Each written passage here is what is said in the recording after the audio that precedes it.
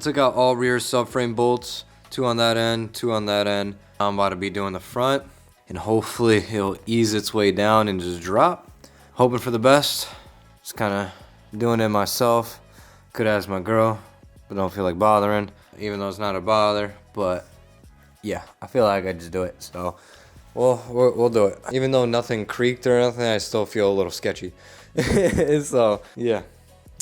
Let me, I don't know, time lapse this for y'all or something. That's the last bolt? Should be.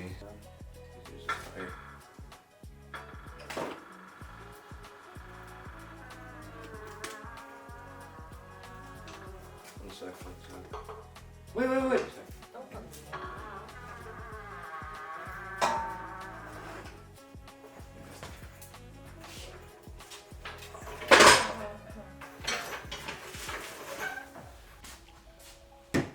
What is going on, guys? It is your boy Rich. Thank you for tuning in to another video. Super exciting stuff. As you can see, we started off with the subframe out. We just pulled this fucker out, as you guys seen. I dropped it yesterday and I decided to pull it out today. Get it out the way so I can have more room to finagle underneath, more grinding, and so on and so forth.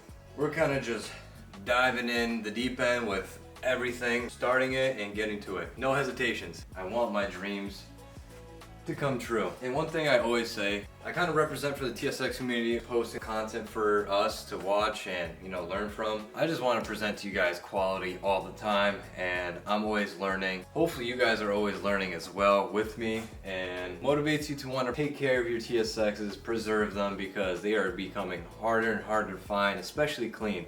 Anytime I'm driving around in Florida, I see a TSX, it looks fucked up, man. The paint's faded, the side skirt's missing, dent, this shit doesn't look washed, wheels are all rusty.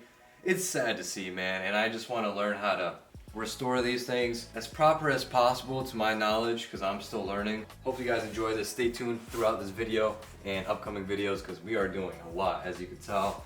Things are being sanded down already, radiator support, subframes out, so might be doing like the collar bushings, upgraded sway bar, so yeah. Give my boo the rundown of this, because I want her to get more hands on, and you know, why not get an extra set of hands to help me out and grind away some rust. Clean it up as much as possible, and then yeah, do that for all the other rusty spots. Grind away.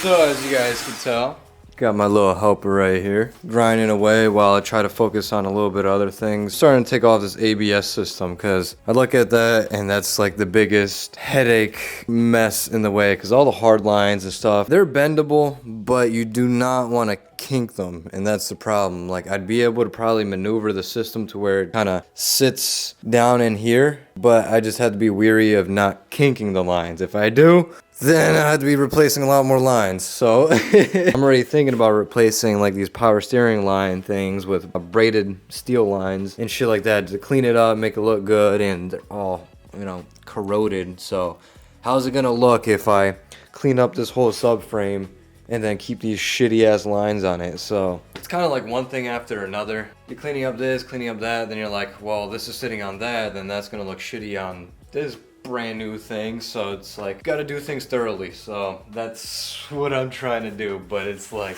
it's adding on. But that's kind of the experience and fun of it all. Get her more hands-on with this stuff to help the process along, because this is a long process. Put some hands on it. Some hands on it. A little tap tap. I got all like the bolts on and whatever, and I'm just looking at the brake master cylinder. I'm gonna go in there, undo the pin, and then I'd be able to really zip off the bolts, and it should just be able to slide out. And then same with the ABS. I don't know what you call that thing, like some sort of valve shit. But yeah, everything's basically off. I'm just have to slide things off and maneuver it somewhere. How? Okay, be back soon. See down in there? I don't know if I like broke the master cylinder or what. That'd fucking suck. That sucks if I really did. I don't know if that's how that thing pops out or not. Kind of a dirt bag for that. Yeah, let me know in the comments if you guys know if that's broken. I've never actually taken this thing off. I just took off the bolts and just started sliding it out and just kind of came out. So Like, I don't know. And it kind of mushed back in. Seemed kind of normal because I didn't like use hella force to where it seemed like it should like rip off, but guess you never know. But yeah, let me take off the bolts from this ABS thing, and then I have everything loose, and maybe we'll be able to pop off this line and kind of see if we can get it out the way a little bit. You feel me? So I'm gonna have to crack the brake lines, unfortunately, in the front, so I could potentially maneuver this thing outwards, because I got everything off, but like it's only gonna go so far out the way, I feel like. But we're making it through. Taking my time, I'm using my brain, taking things slow. Yeah, trying to make it happen. So I just want to inform you guys right there.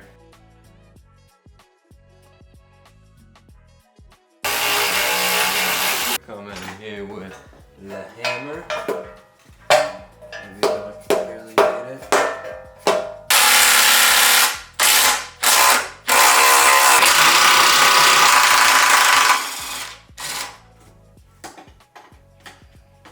I'm probably gonna end up upgrading to the TL Type S sway bar, because this is like the only time you guys could do this upgrade is while you have the subframe off. There's like no way you're getting this thing out. So guys, I've kind of fucked up a little bit. One of the rear motor mount bracket that attaches to the subframe decided to snap off right here, and this shit definitely looks super cruddy. And it was the last one. So yeah, so this thing is still on there.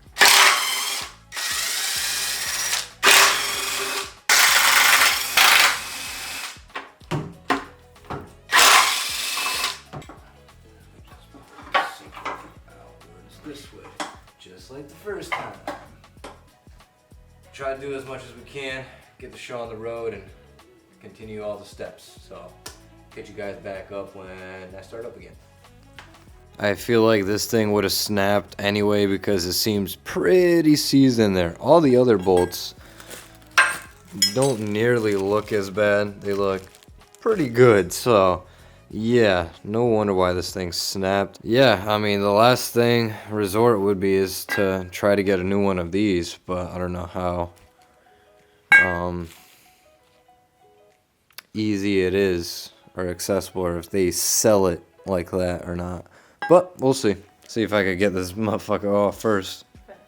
We are doing some late night hangs. It is like 12 a.m. about so. I finally got the ABS system unplugged. That's a plus. I'll be able to get to all these crevices all right here and not have all this shit in my way, because we are painting the engine bay. So yeah, I am trying to strip down this as best as possible. A little bit of struggling here and there. Bye. Gatorade, yum. We got the subframe stripped down completely, except, you know, like the bushings or whatever, but that's alright. I'm kind of like labeling everything just to make sure I kind of know in the general area where things go, or know exactly what it is. So note to self, whenever I do something like this, label it saying what it is or where it's from or what it's on, or just like the area. Should be wearing my gloves, I keep forgetting.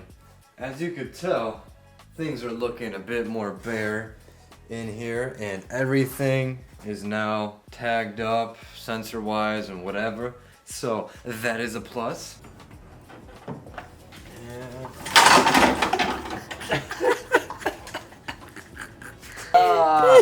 Go to bed, bro, go to bed. What the big old brake booster is off.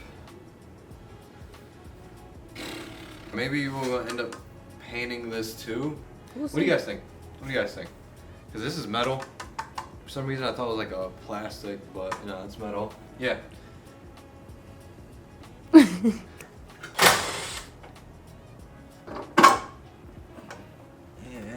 here we go with my clutch master cylinder.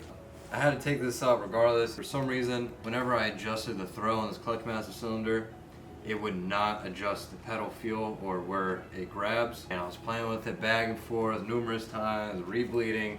and it was the same shit messing me up. And I feel like I never got the full potential out the car, as in how it grabs every single gear. It didn't like squeal and yank and chirp and burn some rubber because of this thing. It just was not throwing the clutch right and grabbing aggressively. I do have a stage 3 competition clutch and a lightweight flywheel, so it should be like a lot better than it was. This was my issue. I ended up having more issues, so I never really got around to this.